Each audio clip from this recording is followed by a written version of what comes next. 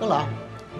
Hoje é o dia do nosso terceiro episódio dessa série de 3 episódios sobre um concerto que fizemos em 2015. Em 2015 fizemos um concerto em homenagem à música francesa e eu escolhi 2 peças para que a gente apresentasse nesses 3 episódios. A gente apresentou a primeira peça, Printemps, nos 2 primeiros episódios, os 2 movimentos.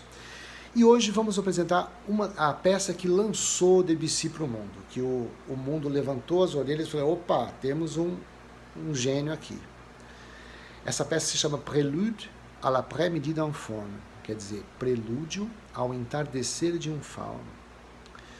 Essa peça ela foi inspirada num poema de Stéphane Mallarmé, um poeta simbolista francês, que a princípio não gostou muito da história, mas isso nós vamos falar um pouquinho numa entrevista que eu faço logo depois. Para a gente conversar sobre essa obra, L'après-midi d'un faune, eu convidei o maestro Consani, que foi o maestro que regeu esse concerto, a obra, e a gente vai conversar um pouco sobre ela, para vocês conhecerem um pouquinho a história dela, o que ela representa e quais foram os desafios que o maestro teve para se preparar para essa peça. Tudo bem, Consani? E aí, Petri? Bugar, tudo bem? Tudo bem? Tudo certo. Então, me conta como é que foi que você começou a se aproximar dessa obra, como é que foi que ela te chamou a atenção, como é que foi a preparação, o que você pode contar pra gente? No início de vida musical, L'après-midi é uma obra que eu comecei a conhecer logo que comecei a ter um contato mais próximo com música erudita e principalmente com a música do século XX, embora ela não seja do século XX, né? A gente fala um pouquinho mais a respeito disso, mas quando eu comecei a ter contato com música moderna, ela é sempre uma das principais coisas que nos são apresentados quando a gente está tomando parte desse tipo de repertório, porque ela é, inclusive, tida por muitos críticos como o marco inicial do modernismo na música, né? Então, ela é uma peça muito significativa do repertório, de uma maneira geral, e foi, acho que, uma das primeiras peças em que eu tive contato de música contemporânea, né, na música moderna. E eu lembro que foi uma surpresa muito grande, assim, ter a novidade do tipo de textura de orquestração, as relações harmônicas pouco usuais, né, se comparado àquilo que eu tinha habitual no meu repertório até então. E essa leveza, essa fluidez da música, eu lembro que foi uma coisa que me chamou muito a atenção. Assim, uma música sem ângulo, né? Uma música absolutamente etérea, líquida. E eu acho que trazer esse tipo de característica para a música e fazer, durante a interpretação, né, conseguir dominar de alguma maneira essa linguagem sem travar a música, permitir que essa fluidez acontecesse de uma maneira natural, acho que foi talvez o maior desafio para o estudo e para a preparação, né? Pelo menos foi o principal foco nesse momento de preparo. Legal. E assim, o que eu acho muito bonito na peça, né, é justamente essa atmosfera que ele cria, né? A peça é baseada em um poema, né, um poema de Stéphane Mallarmé, que foi considerado o primeiro poeta simbolista, né? Ele tinha uma linguagem bastante diferente do que se fazia antes. Era o uso de metáforas e o uso de símbolos de uma maneira muito diferente, porque a metáfora não era usada só para embelezar, mas sim para fazer a pessoa enxergar de várias maneiras a mesma situação. E ela conta a história, né, do entardecer de um fauno. La Parame di Nanfone significa o entardecer de um fauno, né, que seria talvez o final da vida dele. Não é explícito, nada é explícito no Mallarmé. Não está escrito que é a morte dele, ou que é o fim da vida, mas as sensações nos levam a crer isso. Ele tá vendo as ninfas com que ele sempre teve a relação com elas, uma coisa muito, muito jovem, muito forte, e de repente ele se acha meio cansado e começa a querer transcender, né, essa coisa mais física e querer ter uma relação com a natureza, né, transformar essas ninfas na natureza e ter uma relação direta com a natureza, né? E é uma coisa assim, é uma poesia muito bonita. E o Debussy, ele era amigo do Mallarmé, né? E, na verdade, ele acabou... Fazia parte dos grupos de intelectuais, né? Que frequentavam a casa do Mallarmé. Exato. E parece que tem uma história, que a gente não sabe se é verdade ou não, que o Mallarmé não gostou muito do que o Debussy fosse musicar um poema dele, né? Ele era bastante orgulhoso da melodia do poema e não queria que o Debussy fizesse alguma coisa sobre, né? Mas o Debussy não ligava muito para o que as pessoas falavam, não. Ele fez e parece que o Mallarmé, depois que assistiu, ficou muito emocionado, né? Você me contou que você viu uma dedicatória dele no poema. Ele deu de presente, depois de assistir a peça, ele deu de presente para o Debussy uma cópia do poema autografado, e na dedicatória ele dizia que o Debussy conseguiu traduzir as imagens, né, as sensações do poema com a música melhor do que ele mesmo conseguiu fazer com o texto. E justamente essa é uma característica que o Debussy depois se desenvolveu em toda a carreira dele, porque essa peça é a primeira peça orquestral mais importante dele. Ele fez algumas coisas antes, mas é a primeira que a gente chama de, né, a grande obra dele. Ele fez uma cantata antes muito bonita, L'Enfant Prodigue, tem umas coisas que já... Acho que vale falar, né, isso vale, acho que a gente comentar que é uma peça, teoricamente, de início da vida, né? É uma peça de juventude, né? Não exatamente juventude, mas ele ainda são os primeiros momentos. Acho que inaugura, na verdade, a fase dele como ele mesmo. Até então, ele era influenciado, tinha... a assinatura dele, a gente pode dizer no L'Après-Midi que é a primeira mesmo. Que é o encontro da linguagem, talvez, ali, né? Onde ele afirma ali a linguagem que ele vai desenvolver pro resto da vida. Inclusive porque, assim, essa ideia que você falou, né, que o Mallarmé disse que ele deu as impressões, ele não conta a história na música, né? Ele conta as sensações. Assim, é gostoso ler o poema e depois ouvir a música, porque ela descreve a sensação. Não tem nada cronológico, não tem nada que não é descritivo. É um pouco diferente. A conduta do Debussy em relação aos poemas sinfônicos do século XIX, né, que era essa tentativa de traduzir musicalmente histórias, narrativas e imagens extramusicais, que é uma coisa que o século XIX faz isso, desenvolve poemas sinfônicos através de textos, né, tentando traduzir na sequência exatamente, literalmente, aquilo que o texto dizia. O mesmo, por exemplo, o Rio Moldávia, do Smetana, que é uma tentativa, né, de construir um discurso musical para o curso do Rio Moldávia. Sim. Debussy era meio avesso a essas ideias, né, de uma narrativa muito linear. A tentativa dele, a maneira dele de descrever, era descrever quadros. Era muito impressionista mesmo, né? Exatamente. Depois ele acabou levando essa classificação, especialmente por causa do impressionismo na pintura, né, que estava acontecendo, mas ele meio que rejeitou. O Debussy não gostava de rótulo, né? Ele era uma pessoa que não gostava. Tem uma história engraçada, que não sei se as pessoas sabem, que a gente tem, por exemplo, as obras de um compositor, a gente classifica por números, né? Opus 1, Opus 2, Opus 3, né? Beethoven, Sinfonia tal, Opus não sei quanto. E foi um pouco depois do L'Après-Midi, que ele não punha número, ele não gostava de pôr número, não queria pôr nada. Aí o mentor dele, que era o Giraud, falou: você precisa colocar teus números, fazer uma obra tradicional. e colocar teu número. Então ele fez o quarteto de cordas, que ele escreveu Quarteto de Cordas Opus 10, é o nome da música. Quarteto de cordas, não é Opus 10, não é nada, é o nome da música. Não é a 10ª obra. Então ele era assim, ele era uma pessoa que detestava rótulos, né? Detestava qualquer tipo de classificação.